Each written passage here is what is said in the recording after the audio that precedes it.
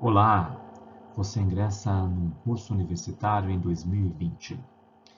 Pare para refletir como serão os próximos 60 anos de sua vida e de sua carreira. Você viverá muitos anos, terá carreiras muito longevas. Quem sabe nunca se aposentará, pelo menos como pensamos hoje ser uma aposentadoria. Imagine um pouquinho como era o mundo há 60 anos atrás, no mesmo período que eu lhe provoquei pensar no futuro. Imagine as tecnologias existentes, pense um pouco sobre como as pessoas trabalhavam, como viviam, como casavam, como se relacionavam. Muito diferente, não é?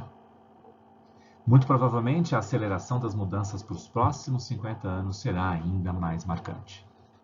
Neste curso de Fundamentos de Administração, queremos mais do que apenas provocá-los a compreender teorias, e isto é muito importante, mas também exercitar a sua capacidade de pensamento crítico, imaginativo, e entender que você trabalhará em organizações bastante diferentes daquelas que existiram no passado, em uma grande maioria delas, ao menos. Quero então convidá-los a discutir sobre os desafios da administração para o século XXI. Administração essa que acontecerá dentro de um mundo em transformação. Nenhuma organização vive isolada da sociedade que está em sua volta. Uma organização é um sistema aberto, que troca com esse ambiente. Troca com esse ambiente as mudanças sociais, culturais, tecnológicas, demográficas, entre muitas outras. O fato de tudo que acontece no mundo um dia impacta a organização que você trabalhará e também impactará você. Entender as mudanças, as transformações do mundo, será entender como melhor viver uma vida e uma profissão no mundo das organizações. Por que discutir esse tema? Discutir esse tema refere-se principalmente ao fato de que estamos num conjunto de mudanças realmente intensa. Há uma terminologia muito utilizada no Vale do Silício, muito utilizada no mundo organizacional de hoje, que é a terminologia VUCA, que eu mantive em inglês porque as siglas referem às expressões volatility, ou volatilidade, de como as coisas se alteram de uma maneira muito rápida, que aquilo que é verdade hoje, amanhã pode não ser. Quem vive no mundo empresarial hoje se apercebe da quantidade de mudanças. Mudanças das pessoas, mudanças das metas, mudanças das formas de trabalho. O de uncertainty, ou incerteza, no sentido de, no fundo, ninguém tem absoluta clareza de para onde vão os mercados, a sociedade, etc. no futuro. Fazer previsões de futuro, ainda que necessário, é bastante problemática, já vista que ninguém tem bola de cristal. E mesmo grandes autores, como o israelense Yuval Harari, que fala em Homo Deus, uma obra tão importante do início do século XXI, de como será o futuro, ele diz para si, humildemente, que não tem condições de fazer previsões, mas de gerar insights de como provavelmente as coisas acontecerão. C de complexity, ou complexidade, o que é diferente de uma coisa complicada. Vivemos num mundo no passado complicado, em que havia muito trabalho difícil por se fazer. Mas uma coisa complicada é diferente de uma coisa complexa. À medida que a coisa complexa é mais variável, é mais incerta, é mais insegura, se relaciona de modo mais, vamos dizer assim, imbricado entre as diferentes variáveis, atores e stakeholders. Você viverá num mundo mais complexo e precisará resolver problemas não complicados, mas complexos, no sentido de que não tem uma solução precisa e exata. E, finalmente, ambiguity, ou ambiguidade, que se refere ao fato de que as informações presentes por vezes não são completamente certas. Veja a quantidade de informações que há hoje disponíveis na internet. Veja o volume de fake news entre elas.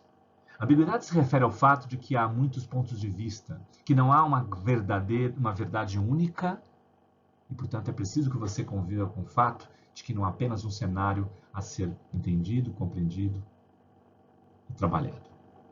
Você viverá cada vez mais, provavelmente, num mundo VUCA. Compreenda e se aprofunde nessa linguagem. Faça a sua pesquisa e entenda melhor o que ele significa. Entre as mudanças que acontecem no mundo, parte delas refere-se às mudanças de natureza tecnológica. O carro foi, provavelmente, a máquina que mudou o mundo, como diz o título de um importante livro dos anos 80 e 90. O carro à esquerda, o Ford, provavelmente, o modelo T, um dos primeiros carros a serem pensados na história da industrialização moderna. E à direita, um carro, um protótipo, em verdade, de um carro que provavelmente nem sequer precisa de motorista, autônomo, com características de engenharia muito superiores, com uma integração com os aspectos de tecnologia da informação bastante grande. Este carro, à direita, é quase um computador com rodas. Esta ilustração nos ajuda apenas a pensar que em apenas um século, muitas modificações aconteceram no universo tecnológico. Se olharmos para um intervalo de tempo mais extenso, contudo, veremos ainda mais mudanças, de maneira cada vez mais exponencial, cada vez mais intensa. A curva em azul demonstra exatamente essa noção de exponencialidade. Verifique com seus professores de matemática o que é uma curva exponencial e por que tanto ela é importante no mundo de hoje. No começo, se nós pensarmos no entendimento da humanidade, começando por uma revolução agrícola que se passou mais ou menos há 9, 10 mil anos atrás, e que apenas 4 ou 3 mil anos depois começamos a desenvolver nossas primeiras cerâmicas, ou que há, sei lá, alguma coisa em torno de 1.000 anos ou 2.000 anos depois disso, o primeiro arado, a irrigação, a primeira cidade acontecendo mais ou menos há 4.000 anos atrás, o Triângulo Fértil na região hoje do Iraque e do Irã, por volta daquilo. A escrita acontecendo há cerca de 3.000 anos, a matemática se desenvolvendo há 2.000 anos. Mas quando a gente olha o mundo mais próximo, um conjunto de novas tecnologias surge com uma velocidade gigantesca. Veja só, o computador surge nos anos 70, a internet nos anos 90. 20 anos depois, uma modificação absolutamente radical. Portanto, imagine os seus próximos 60 anos de carreira. Quantas modificações tecnológicas aparecerão? Modificações tecnológicas essas que mudam o nosso trabalho, mudam a nossa rotina, nossa forma de trabalhar, nossa forma de nos relacionar. Pode tirar a sua profissão, pode construir novas profissões. Tira empregos de muitos, ofertam empregos a outros. Muda o mundo à nossa volta. As tecnologias realmente são relevantes, que nós as compreendamos e que só sabemos viver com elas, trabalhar com elas. Por vezes, criá-las. Mas não se altera apenas as tecnologias, altera-se também os elementos da economia. A economia, quando inicialmente foi teorizada, pensada por Adam Smith, alguns séculos atrás, se refere a uma economia bastante diferente da de hoje. Pensávamos numa economia essencialmente industrial. Adam Smith faz uma exemplificação de uma fábrica de alfinetes. Posteriormente se pensa nas metalúrgicas, nas siderúrgicas, nas empresas de automóveis, na indústria da construção civil. No entanto, se olharmos as maiores empresas de hoje, veja esse gráfico, já de algum tempo atrás, vemos as empresas enquanto o valor de mercado. Última coluna, quarta à direita, em que a Apple é a maior empresa do mundo, valendo 915 bilhões. Hoje ela vale ainda mais. Amazon, 828 bilhões de dólares. E assim por diante, a Apple, conhecida na sua corporação pela Alphabet. Microsoft, Facebook, Alibaba, Tencent, Netflix. Aí mais abaixo ainda você vê Salesforce, PayPal, entre outras. O fato é que boa parte das maiores empresas do mundo, essa lista só mostra as empresas de tecnologia, são empresas de tecnologia. Nós, entretanto, não apenas convivemos com mudanças tecnológicas e econômicas. Cuidado para apenas não observarem os aspectos, digamos assim, mais palpáveis, mais hard, do universo das mudanças que convivem conosco. Vivemos também mudanças de natureza social. Por vezes impactada pela tecnologia, por vezes as tecnologias são impactadas pelas mudanças sociais. Inicialmente, um primeiro comentário importante do sociólogo Zygmunt Bauman, que diz que vivemos uma sociedade líquida. Líquida porque é diferente do sólido, líquido porque os líquidos são mais voláteis, os líquidos são mais adaptáveis. Veja, você coloca o líquido num certo recipiente, ele se conforma no formato daquele recipiente. Os sólidos, entretanto, têm apenas um formato, mas também podem ser mais facilmente observáveis, compreendidos, mensurados. Zygmunt Bauman destaca que nós vivemos uma sociedade líquida, porque as estruturas hierárquicas são menos marcantes. As empresas no início do século passado, ou mesmo em algumas décadas atrás, tinham hierarquias muito bem definidas, com chefes e subordinados muito claramente determinados, com papéis e trabalhos muito claramente delimitados. Hoje vivemos hierarquias menos marcantes, inclusive nas famílias, cujos pais e mães têm relacionamentos diferentes, por vezes menos hierarquizados com seus filhos.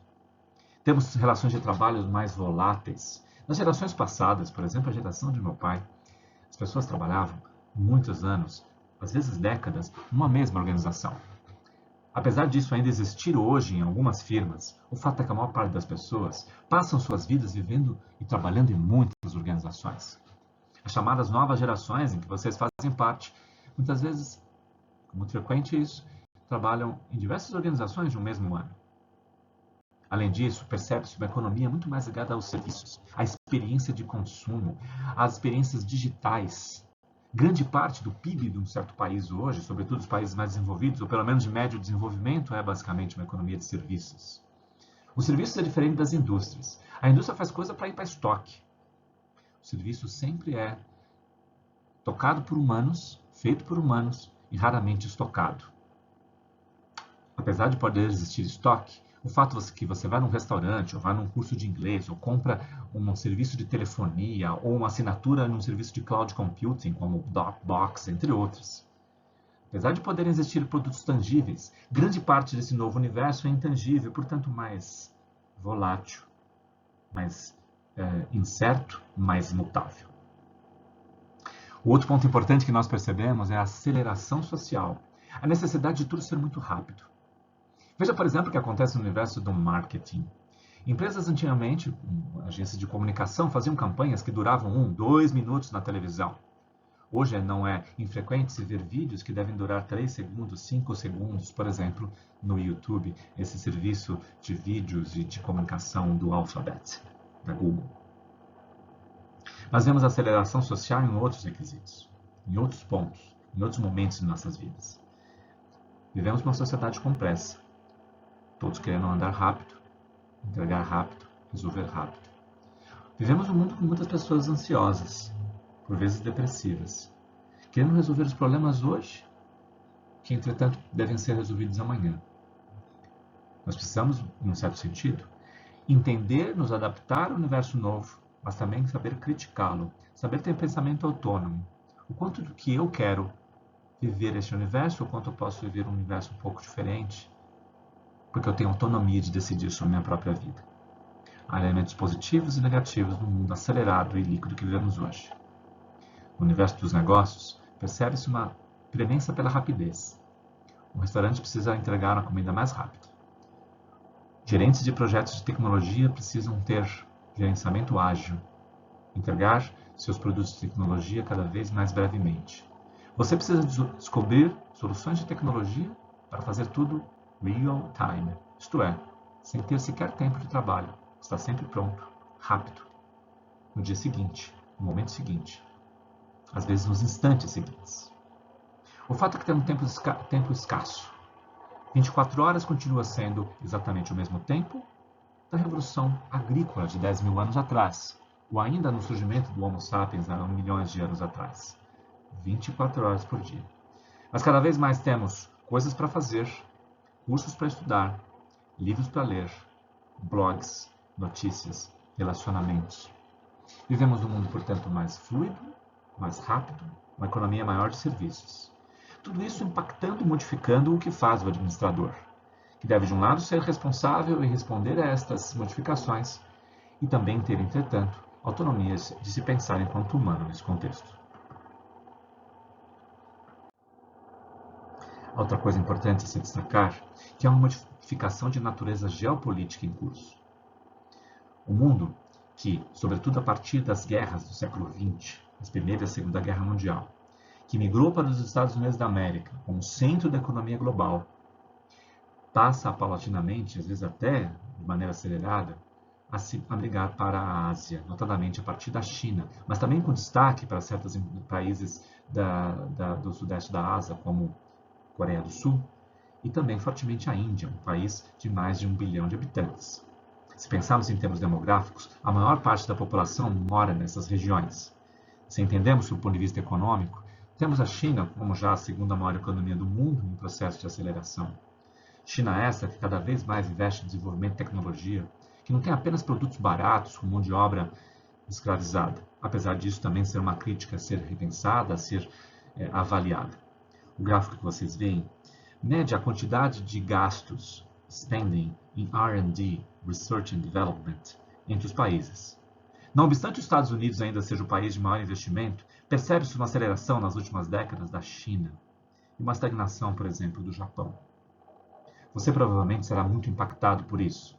Seja porque talvez um dia tenha que visitar tais países, compreender sua cultura, as nuances de como se fazer negócios em tais nações, como talvez a empresa em que trabalha seja afetada pela forte competição dos produtos chineses, que é marcante, por exemplo, no setor industrial, ou seja porque você precisa entender mandarim ou compreender como a forte educação que acontece nos países do sudeste da Ásia, como, por exemplo, Singapura, fortemente ligada à matemática, ciências quantitativas, entre outras coisas. Você vive num mundo interconectado. Você vive num mundo, como diria sociólogo dos anos 80, numa aldeia global.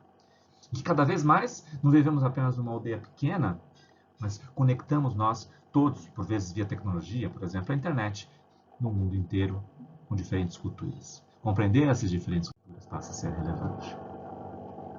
Em nossa casa, na FECAP, fizemos um esforço recente de pensar o futuro, num projeto que nós denominamos FECAP Futuro, que foi um projeto que a gente pensou como serão os anos a educação daqui a 10 anos, o trabalho daqui a 10 anos.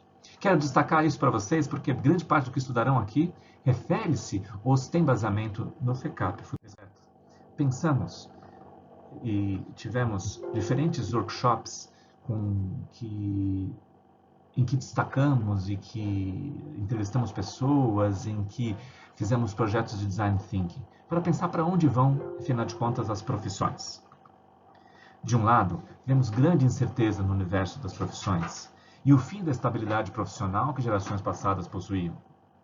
Isto é, eu sou formado em medicina, ou em contabilidade, ou em economia, ou em engenharia, e terei essa carreira claramente definida nos próximos anos.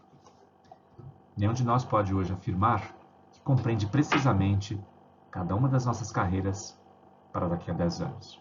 O que nos faz necessariamente termos que ter uma capacidade de aprender e ser flexível ao longo dos próximos anos. Todas as profissões passam por isso. Vemos que as profissões mudaram porque muda também o universo do compartilhamento das informações.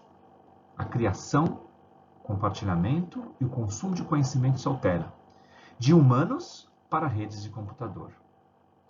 Anteriormente, quando eu queria, por exemplo, uma opinião sobre economia, eu procurava um economista. Quando eu queria saber alguma coisa sobre tecnologia, eu ia atrás de alguém de TI. Frequentemente hoje nós vamos para a rede mundial de computadores na internet buscar essa informação.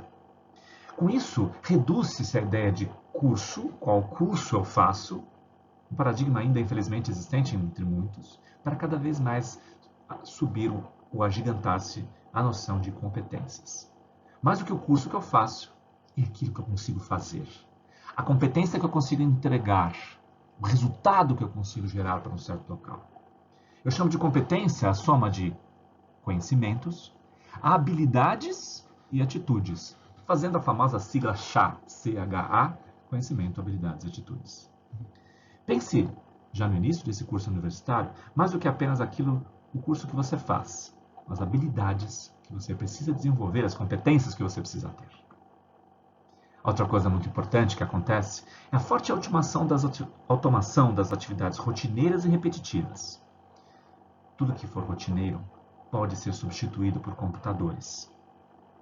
Isso é perigoso e problemático para muitas profissões, na verdade todas elas. Eu, como professor universitário, um médico, um advogado, um artista até. Computadores podem fazer coisas hoje maravilhosas que os seres humanos outrora eram responsáveis. Isso faz com que emerja a necessidade de todos nós desenvolvermos e pensarmos em resolver problemas complexos. Pensarmos no que é eminentemente humano no nosso trabalho, para que nos desenvolvamos à prova de robôs. Precisamos pensar que, de um lado, o nosso trabalho se altera por outro lado, surgem novas oportunidades de emprego. Um contador, por exemplo, que vai se apropriar do universo das tecnologias da informação e transformar a maneira por meio da qual são organizadas as informações financeiras de uma empresa. Um médico que se apropria do universo das pesquisas, dos exames com inteligência artificial e aprimora a sua capacidade de desenvolver prescrições e de fazer cirurgias, entre outras coisas. Um professor que se afeiçoa do universo também da inteligência artificial para fazer com que o conhecimento dos seus estudantes cresça e se acelere. Todos nós, portanto, precisaremos pensar em nossas próprias profissões diante do universo da tecnologia. Há uma aceleração da desigualdade social, infelizmente, possível diante desse novo mundo. O fato é que aqueles que não conseguirem conviver com o universo da solução de problemas complexos, que tenham exposição a conceitos aprofundados, que consigam pensar matematicamente, que consigam efetivamente interrelacionar-se no mundo global, que a gente já mencionou, pode fazer parte daquilo que hoje se chama de useless society. Uma sociedade ou pessoas que não teriam, então, nesse futuro, função econômica. Isso não deve ser visto apenas numa perspectiva perigosa e realmente há certos receios do trabalho de muita gente na nossa nova sociedade, mas também pela perspectiva de oportunidades. Surgem novas indústrias. Veja, por exemplo, todas as indústrias que são formadas pelas novas startups. Você conhece o Uber, você conhece o Nubank, você conhece o Airbnb.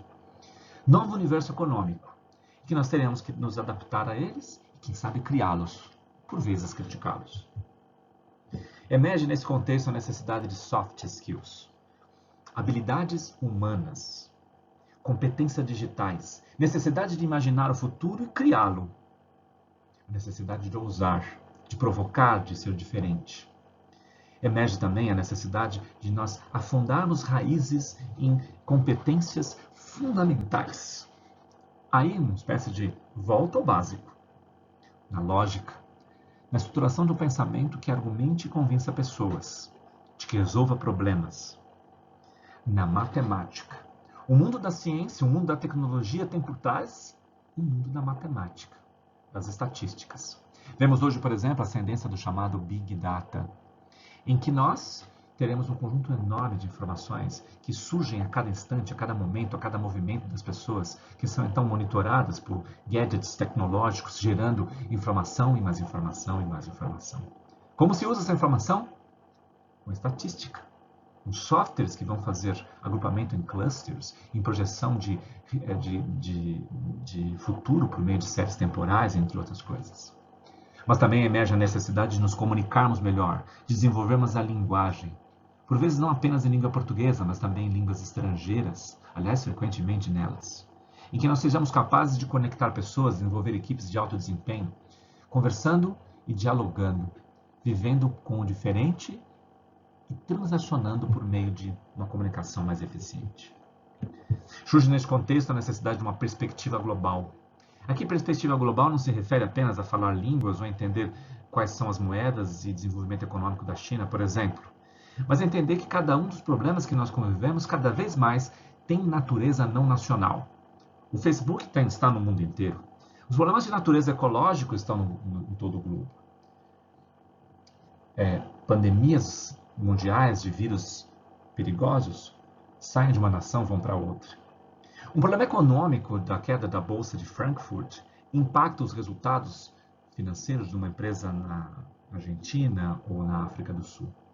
Portanto, sempre que pensarmos nos nossos problemas, os desafios dos nossos projetos de trabalho, precisaremos ter perspectiva global. Essas são as principais tendências profissionais que nós elencamos no chamado Projeto FECAP Futuro, e que será discutido pelos docentes e que você deverá se desafiar a pensar. No projeto FECAP Futuro, pensamos no perfil do egresso. Qual será o estudante que a FECAP quer formar? Como será o profissional que a FECAP quer ter a partir do momento que ele sai das nossas cadeiras universitárias ou mesmo no ensino de segundo grau? Esse perfil do egresso é, então, dividido em dimensão emocional. Não pensamos apenas num cidadão enquanto um profissional, mas também enquanto um ser humano que deseja ser feliz, conquistar seus sonhos e ser realizado. Também pensamos na dimensão profissional, evidentemente, porque somos uma escola enfocada em desenvolver pessoas para trabalhar e serem eficientes nos seus universos profissionais. Mas também pensamos na dimensão social, na relação nossa com os outros, com as diferentes classes sociais, com os problemas ambientais, etc., que passam num país pobre e desigual como é o país do Brasil. Quais especificamente são essas dimensões do perfil do egresso? Nós desejamos ser autoeficazes. Autoeficaz é a ideia de alguém que confia em si mesmo, que é capaz de executar alguma coisa porque tem os instrumentos necessários e olha para si mesmo e diz: eu sei fazer, eu consigo fazer. Que tem a qualidade de vida, na perspectiva profissional, humana, dos relacionamentos, que cultive amigos, que seja feliz, enfim, com suas conquistas. Que tem a capacidade analítica para resolver problemas, sobretudo complexos, aqueles problemas que não têm uma solução imediata, mas que ele tem que ainda assim resolver. Que tenha competência empreendedora, que saiba criar, não apenas no universo de abrir um negócio, mas também em qualquer universo em que ele trabalhe. Uma grande corporação ou no serviço público. Que saiba trabalhar em equipe. Que não seja apenas um indivíduo, vamos chamar assim, individualista, autocentrado. Que apesar de se conhecer, conhece o outro, tem empatia, comunica-se com o outro e sabe que papel ele tem na vida do outro. Sabe cobrar o outro, mas também sabe colaborar ao outro. Entende ética. Entende que o mundo do trabalho afeta a vida das pessoas, que uma empresa impacta o ambiente, que uma empresa pode colaborar com a desigualdade social, na diminuição da desigualdade social, e pode, infelizmente, exacerbá-la. E que tem perspectiva global, que olha o mundo na perspectiva, na visão de todas as nações, inclusive nas suas diferenças culturais. Mas esse perfil do egresso não pode ser estático. Como dissemos anteriormente, pouco sabemos do que acontecerá daqui a 10, 15, 50 anos. Há grande incerteza no ar, no mundo VUCA. Mas então como lhe preparar? Como você, hoje ingressante no ensino universitário, deve repensar ou deve pensar sobre a sua própria educação? Configuramos aí, então, a expressão sabe aprender. Porque seja qual for as habilidades, competências, conhecimentos que hoje você estuda na FECAP, no futuro você terá que adaptar-se e saber aprender coisas novas. Consultar, pesquisar, remodelar-se, transformar-se, consultar o novo e adaptar-se ao novo.